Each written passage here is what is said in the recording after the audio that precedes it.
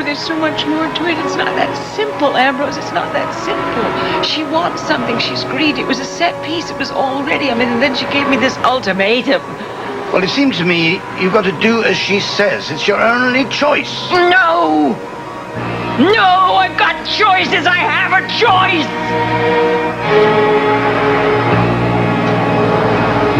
I just don't know what it is, Ambrose, that's all. She thinks that she can destroy everything that I want and love in my life. And I'll destroy her. I've got to. And I will.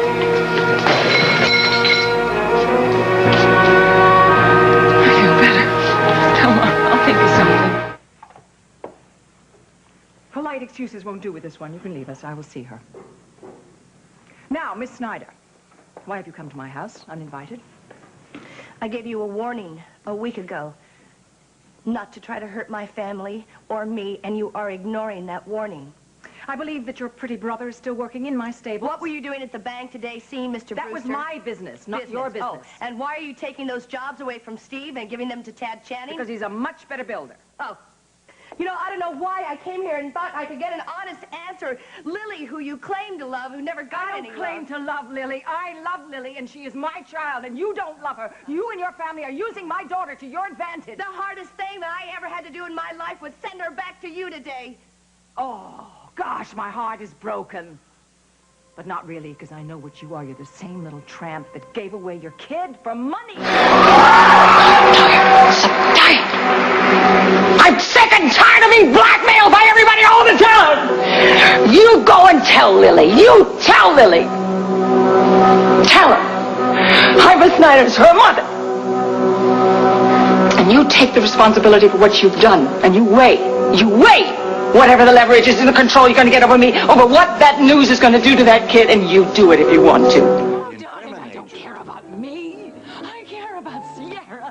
Get away from me. James Stenbeck is dead, all right? He's dead. And I don't have my letter. What letter? I don't have my letter from Sierra. Stop it. What kind of... Honey, Sierra's alive. There's no proof of that. Yes, there is. There's the letter. And I'm not going to have the letter. And I'm not going to see her again because he gave instructions. He gave instructions that if anything happened to him, they were going to kill her, and they will. They're going to kill her. They're going to kill her. They'll kill her. She's upstairs looking through the things that are packed in the attic because she is considering going back. Wait for it. Going back to Montego. Wait for it. To give Craig space. Space. So he can make a decision about that. I will not allow it. I will not allow Craig to drive my daughter out of my life again. I will not allow it. I will tell him what I think, and I will tell Ellie Snyder if somebody who's on the phone will get off the damn phone. And we'll get a happy ending? I don't know about that. This isn't the first time in my life that this kind of thing has happened to me. Somebody who I would have given my life for her, give it, and cut me out. When I was a little girl, my mom, she got married. She had another family. I was 12 years old, and she didn't have room for me, so she sent me off to live with my father, who didn't want me either. So I got the lesson I learned early. Unlike Cinderella, there are a lot of unhappy endings. Let's leave our mother to rest for a moment. I'm talking about Neil. Because of our feelings. I did care for her. I loved her. I didn't even know who she was. And Precisely because you didn't know who she was. How can you possibly say that? You don't know. You don't know what I might have done or I might not have done. If you had just come to me openly and honestly and directly, how different things could have been. How different they could have been for all three of us. And especially for Neil. Martin, but I wanted that baby. I wanted it because it was mine. It was mine. Sierra had been lost to me. This was mine. All I had to do was deliver it. That's all. I would have given that kid a great life. And then it all set in, you know? The contractions and the pain and the labor and the thing. And this wasn't normal. This wasn't normal. This wasn't a normal birth. Sierra was just fine. It was a breeze. This was biblical. And I heard this woman screaming, me. And that went on and on and on. on and on and on, hours. I didn't think that pain was ever going to stop. And this doctor, this great doctor, is a shadow over me. Where's my drugs? Where's my help? Help me! And the woman is screaming and... Anyway, finally it's over. And I did have a one... Oh, it was a perfect moment when I felt I did it. I transmuted everything. It was, and then this doctor leans in, he touches my cheek like that, and he looks in my eye, and I knew it was dead, stillborn. When the time comes, you know, the time comes, I'll reach out to you, you know. I want you to be there. I want you to hold my hand. I want the whole thing. But until that time comes, you know, I'm saving my capital, okay? And I've been thinking, and I think I'm going to fight this the way I have fought everything. All my battles of my whole damn life. I'm going to fight it as if I'd already won.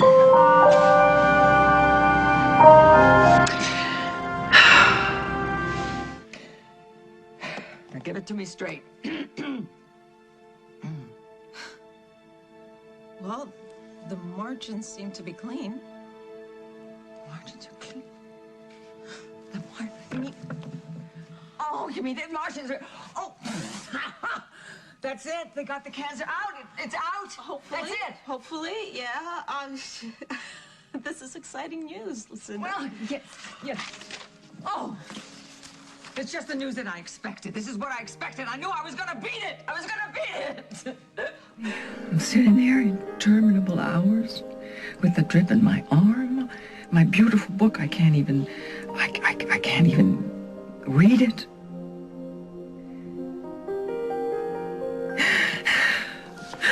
All I want is just one simple thing. I would like to have a hug from my favorite pussycat the whole damn world. Could I please have that? Okay, thank you.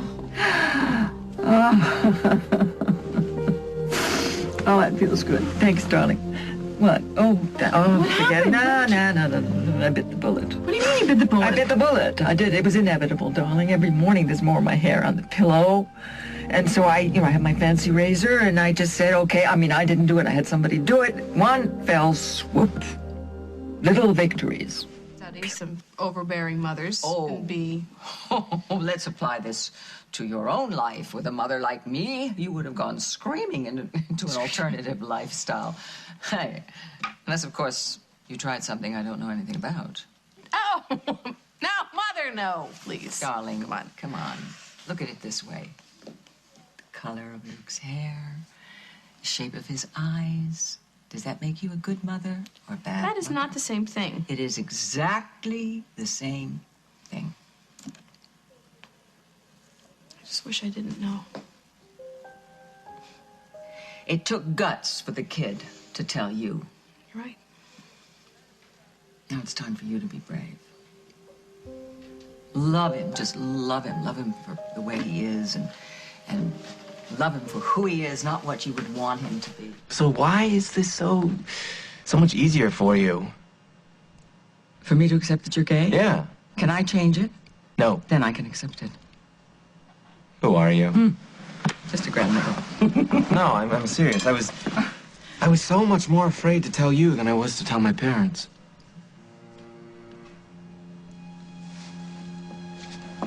Really?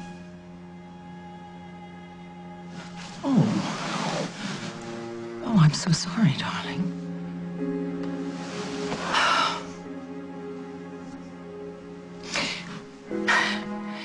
You know, there's an upside to cancer. It isn't just there to build character. It gets you to focus. It gets you to focus on what's really important, on the important questions in life. Like, are you happy? And is your kid happy? Is your grandchild happy? Healthy? Do they want to spend time with you? And what can you give back to life in this world? Would you like me to tell you my answer? Just love. That's all. That's all we can give to each other. Just love. You are to stay away from Lily. After what you have done, she never wants to see you again. That is not your decision. Oh, but don't tell me you think it's your decision to make.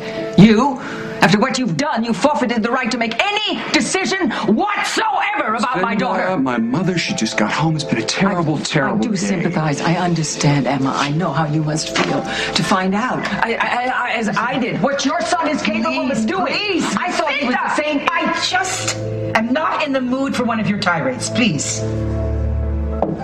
Oh, you're not in the mood. Excuse me. You who don't allow the boys to cohabit in the silly farm, you don't mind when your son fornicates with Lily's best friend? You don't care. Lucinda, look, my mother, she just got home. She just found out that her daughter is not going to die, and you have to show up here and throw in your 2 cents. Would you do me a favor? Would you please just leave? One bloody moment, Get I'm out of talking here to her. now! Going to her.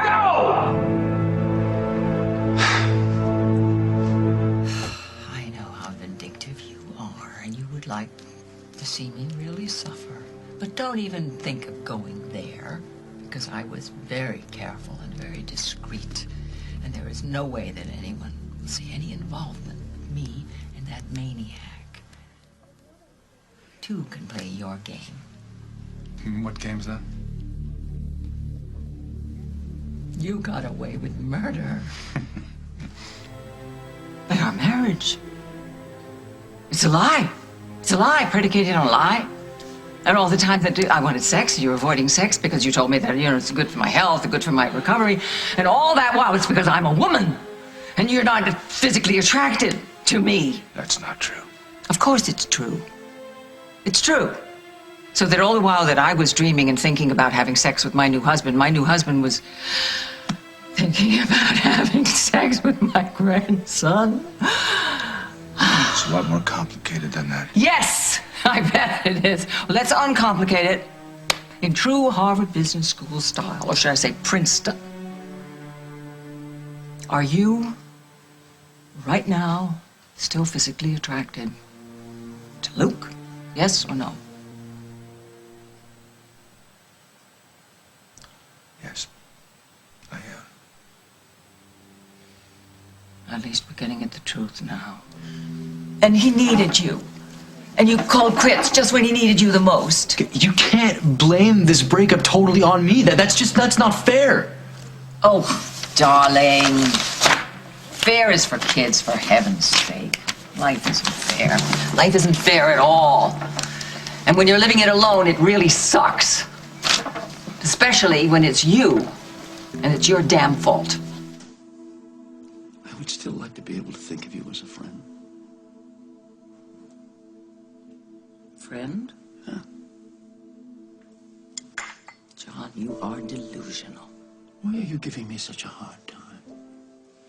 John, I'm a cancer survivor. I'm in remission, vixen that I am. During that entire ordeal, not once did I hear from you.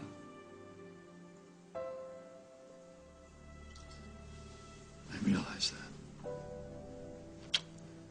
So, is that any way to treat a friend? Maybe an ex-wife. A friend? If that's what you think a friend is, you're not one.